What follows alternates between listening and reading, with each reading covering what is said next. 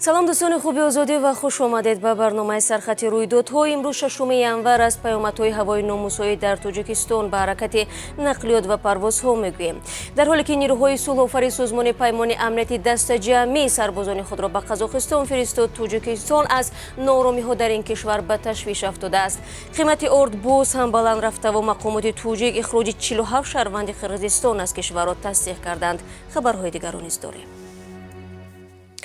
Кумитаи ҳолатҳои фавқулодаи Тоҷикистон мегӯяд, ки ҳаракати мошинҳо дар роҳҳои кӯҳии кишвар барқарор гардидааст, аммо хатари тармафароӣ ва сангрезӣ боқӣ мемонад.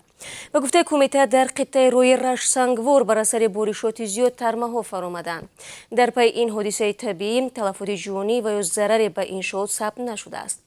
барои тозакунии роҳ аз тармаҳо техникаҳои хадамоти нигаҳбонии роҳи вазорати нақлиёт ҷалб шуданд. таъкид мешавад, ки ҳамоно қиттаҳои роҳҳои Душанбе-Хуҷанд ва Душанбе-Хорох бештар осебпазир мебошанд. дар ин минтақаҳо барои таъмини бехатарии аҳолӣ аз ҳисоби наҷотбахшони кумита ва кормандони бозрасии давлатии автомобилӣ постгоҳҳои навбатдорӣ амал мекунанд. рӯзи гузашта ҳавои номусоҳӣ дар Тоҷикистон ба баъзе аз парвозҳо халал эҷод кард. ҳавопаймои ширкати Сибир, ки бо 174 мусофир аз Нижний Новгород парвоз карда буд, бо сабаби туман дар фурудгоҳи шаҳри Хуҷанд нишаста натавонист. ин ҳавопаймо маҷбур шуд, ки самташро тағйир дода дар фурудгоҳи эҳтиётӣ ба номи Ислом Каримови Тошканд фуруд ояд. танҳо баъди чанд соат ва бо беҳтар шудани ҳавопаймо имкон ёфт, ки мусофиронро ба шимоли Тоҷикистон бирасонад. интизор меравад, ки рӯзҳои оянда низ дар Тоҷикистон ҳавои боронӣ боқӣ бимонад. дар баъзе минтақаҳо боз ҳам туман мефарояд. вазорати умури хориҷии Тоҷикистон дар робита ба ҳодисаҳои ахири Қазоқистон вокуниш кард. вазорат гуфт, аз тазоҳурот ва нооромиҳо дар Қазоқистон амиқан нигарон шудааст ва Тоҷикистон омода аст барои ором кардани авзо ва рафъи хатари ба миён омада ба ин кишвар кӯмак кунад. вазорат рӯзи 6 январ бо нашри як баёнияи расмӣ дар вебсайташ гуфт: мо ҳолатҳои зӯроварӣ нисбат ба мардуми осоишта ва намояндагони қувваҳои ҳифзи ҳуқуқ, ғасби мақомоти давлатӣ ва ғоратгариро бо таассуфи ҷиддӣ таъкид менамоем.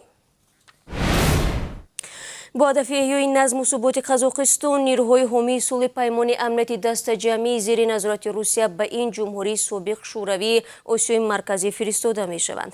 баъди болоравии бесобиқаи нархи маводи сӯхт, Қазоқистонро мавҷи эътирозҳо фаро гирифтааст. дар изҳороти сарвазири Арманистон Никол Пашинян гуфта мешавад, ки дар ҷавоб ба дархости президенти Қазоқистон Қосим Ҷомарт Тоқаев, нирӯҳои ҳомии сулҳи созмони паймони амнияти дастаҷамъӣ барои муддати маҳдуд ба ин кишвар ирсол хоҳанд шуд. дар изҳороти Пашинян, ки рӯзи 5 январ нашр шуд, таъкид мешавад, ки сафарбарии нирӯҳои паймон барои ҳифзи амнияти миллӣ ва соҳибистиқлолии ҷумҳурии Қазоқистон гирифта шудааст, ки бо таҳдид аз хориҷ мувоҷеҳ мебошад. Пашинян нагуфтааст, ки шумораи нирӯҳои ҳомии сулҳ чӣ қадар хоҳад буд ва кай онҳо ба қаламрави Қазоқистон ворид мегарданд. созмони паймони амнияти дастаҷамъӣ аз Русия, Беларус, Арманистон, Қазоқистон, Қирғизистон ва Тоҷикистон иборат аст. рӯзи чоршанбе дар пайи бархурдҳо бо пулис ва ишғоли чандин бинои ҳукуматӣ аз тарафи эътирозгарон, Тоқаев дар қаламрави Қазоқистон вазъи фавқулода эълон карда, президенти аввали ин кишвар Нурсултон Назарбоевро аз мақомҳояш барканор намуд. Тоқаев изҳор кард, ки дар муқобили таҳдиди террористӣ аз кишварҳои узви созмони паймони амнияти дастаҷамъӣ кӯмак хостааст.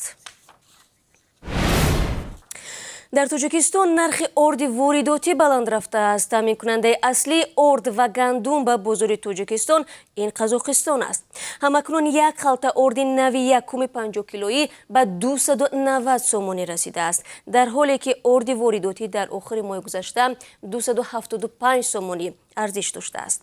орд аз муҳимтарин маҳсулоти ниёзи аввалия маҳсуб мешавад ва камтарин тағйирот дар нархи он ба ҷайби сокинони кишвар таъсир мерасонад. дар 11 моҳи соли гузашта воридоти орду гандум ба кишвар нисбати ҳамин давраи соли 2020 30% камтар шуда, дар ин муддат ба маблағи 15,4 миллион доллар беш аз 54 000 тонна орд оварданд. вазорати рушди иқтисод ва савдо мегӯяд, аз аввали соли ҷорӣ воридоти орду гандумро афзоиш додааст. раиси нояи лахш ҷиргатоли собиқи Тоҷикистон дар суҳбат бо Азия плюс ихроҷ шудани 47 қирғизи бумии Тоҷикистонро аз кишвар тасдиқ кардааст. Файзулло Барозода гуфтааст, ин афрод баъди даст кашидан аз шаҳрвандии Тоҷикистон дар нояи лахш муваққатан зиндагӣ мекарданд. мақомдори тоҷик тахмин задааст ки иллати ихроҷи шаҳрвандони Қирғизистон эҳтимолан ба вайрон кардани қоидаҳои буду боши шаҳрвандони хориҷӣ дар Тоҷикистон бастагӣ дорад. бахши қирғизии радиои Озодӣ менависад, хадамоти марзбонии Қирғизистон гуфтааст ки ин 47 нафар рӯзи 2 январи имсол тариқи гузаргоҳи Қарамиқ ба қаламрави Қирғизистон гузаштанд. вазорати корҳои хориҷии Қирғизистон барои ихроҷи ин шаҳрвандон ба ҷониби Тоҷикистон нота фиристодааст. мақомоти расмии Тоҷикистон то ҳол дар ин бора расман тавзеҳ надоданд.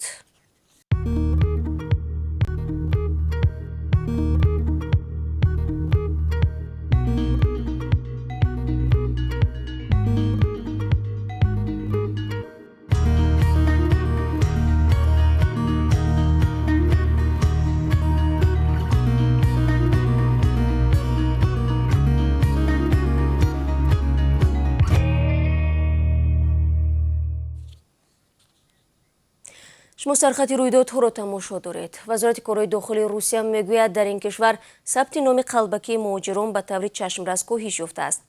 бар пояи омори ин ниҳод дар 11 моҳи соли гузашта зиёда аз 27 000 ҷинояти марбут ба сабти шаҳрвандони хориҷӣ дар макони буду бош дар Русия ба қайд гирифта шудааст ки ҳудуди 16% камтар мебошад. феълан дар ин кишвар барои чунин амал аз 100 то 500 000 рубл ҷарима ва то 3 соли зиндон пешбинӣ гардидааст.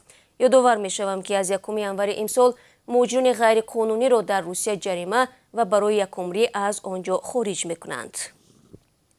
дар айни замон Владимир Путин ҳафтаи гузашта лоиҳаи қонуни нави шаҳрвандии Русияро ба Думаи давлатӣ пешниҳод кард.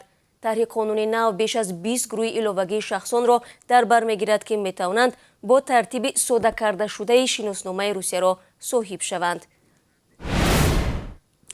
Насим Шарифов, намояндаи созмони дар Тоҷикистон мамнӯи гурӯҳи 24 рӯзи гузашта аз боздоштгоҳи Туркия раҳо шудааст. ӯро рӯзи 30 декабри соли 2021 дар манзилаш дар шаҳри Истанбул дастгир карда буданд. он замон масъулони созмон дар хориҷа тахмин заданд ки боздошт бо дархости мақомоти Тоҷикистон ва дар робита ба фаъолияти сиёсиву ширкат дар ҳаракати сиёсии гурӯҳи 24 сурат гирифтааст. мақомоти Туркия иллати боздошт ва раҳоии Шарифовро тавзеҳ надодааст. бори дуввум аст ки Насим Шарифов дар Туркия боздошту сипас озод мегардад.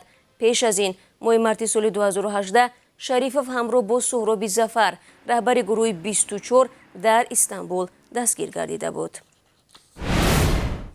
дар шаҳрҳои калони Тоҷикистон сокинон ҳар моҳ ба ҳисоби миёна барои хадамоти коммуналӣ беш аз 300 сомонӣ пардохт мекунанд. ба навиштаи Авеста ба ин хадамот аз ҷумла нархи барқ, гармидиҳӣ ва обтаъминкунӣ дохил мешавад. ин дар ҳолест ки музди миёна дар кишвар 1500 сомониро ташкил медиҳад. ба ин тартиб 20% маош барои пардохти маблағи истифодаи коммуналӣ сарф мешавад. ахиран нашрияи Русия аргументи факти арзиши хадамоти коммуналӣ дар пойтахти кишварҳои Осиёи марказиро муқоиса кардааст. ба қавли манба, қимати хидматрасонии коммуналӣ дар пойтахти Ӯзбекистон нисбати душанбе каме арзонтар ва аммо аз ҳама гаронтарин дар Қазоқистон будааст.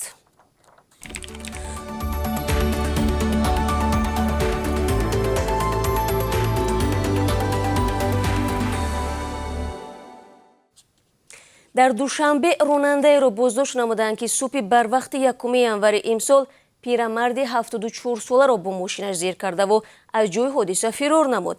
аммо рақами мошинаш дар маҳалли садама канда шудаву афтодааст ва тавассути он кормандони милитсия ронандаи гурезпоро муайян намуданд.